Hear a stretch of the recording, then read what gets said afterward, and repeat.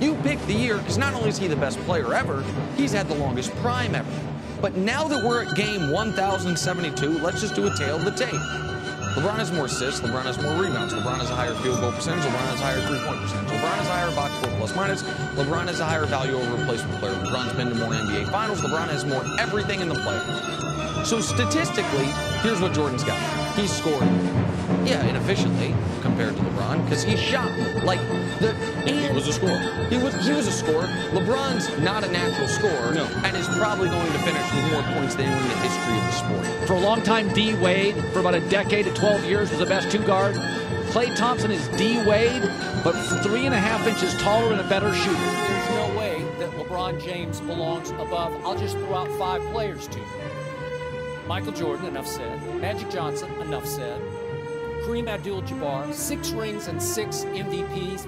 I think we'll let that rest. Bill Russell, 11 rings in 12 tries. That's pretty great. And then my man Tim Duncan, 5 rings with only 1 finals loss to a man who just announced his official retirement, Ray Allen, who saved LeBron's legacy by hitting the greatest clutch shot I've ever seen.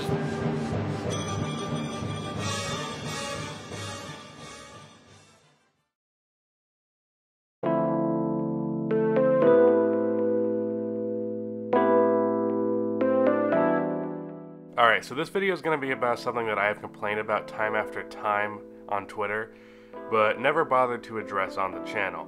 But after this gem by Colin Cowherd... For a long time, D. Wade, for about a decade to 12 years, was the best two-guard. Klay Thompson is D. Wade, but 3.5 inches taller and a better shooter. I decided enough was enough, and I needed to make a video about why the NBA media as a whole is terrible. And as you can hear from my voice, I also feel terrible.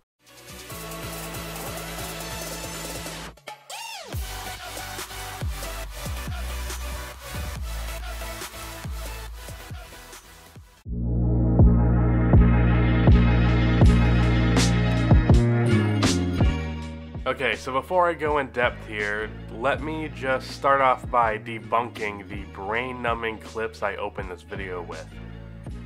First, Nick Wright in the first clip basically said that LeBron is better than Jordan at everything outside of scoring, and the only reason for that is that Jordan shot more and he scored more, but he scored more inefficiently. Well, the difference between LeBron and Jordan's shooting efficiency is 0.7.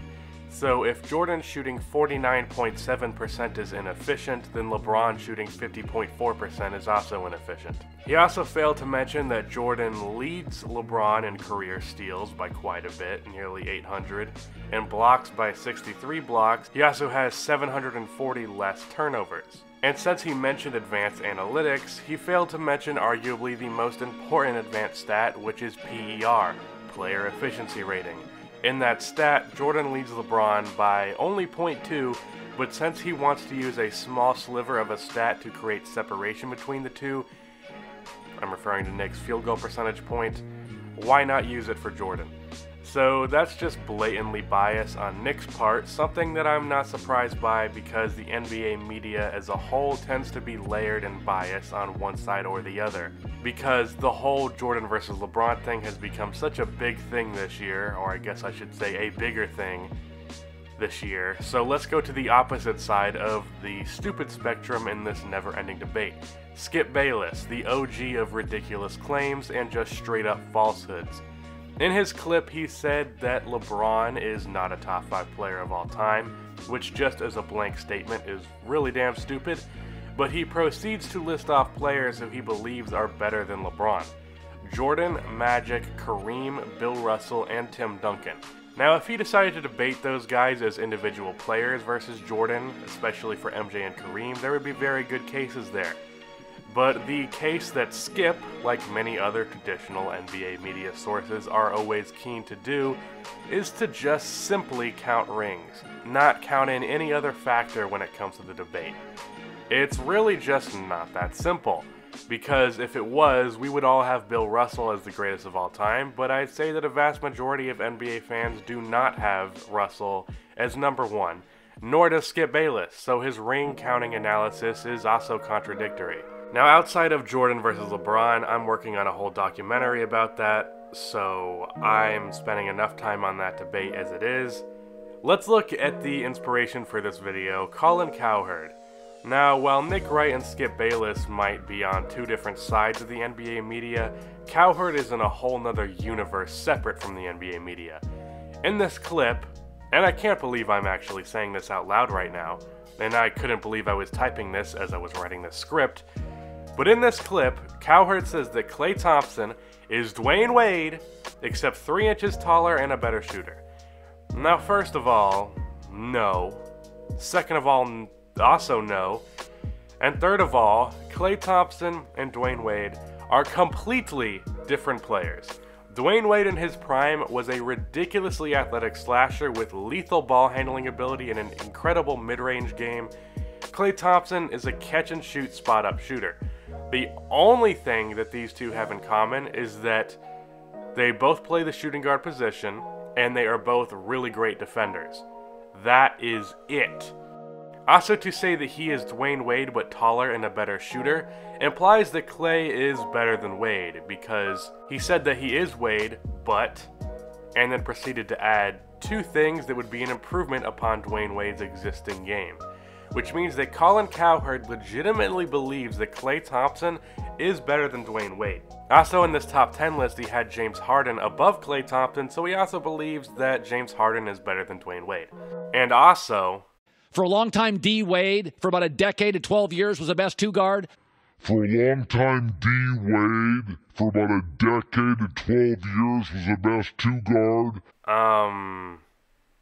Yeah. Now, this video isn't about these 3 specifically. B-Souls made 2 fantastic videos on Nick Wright and Skip Bayless that I recommend you check out. And Legend of Winning very recently made a video on Colin Cowherd's ridiculous claim about Klay Thompson and his top 10 list that included Ben Simmons as a top 5 player. I'd recommend you check out that video, but as I said in the intro, this video is about the NBA media as a whole, as well as the guys that cover the games live, because I'm not sure if they are totally categorized in NBA media or not. Let's start with the guys that are calling the games. Well, first of all, players only on TNT is just straight up terrible.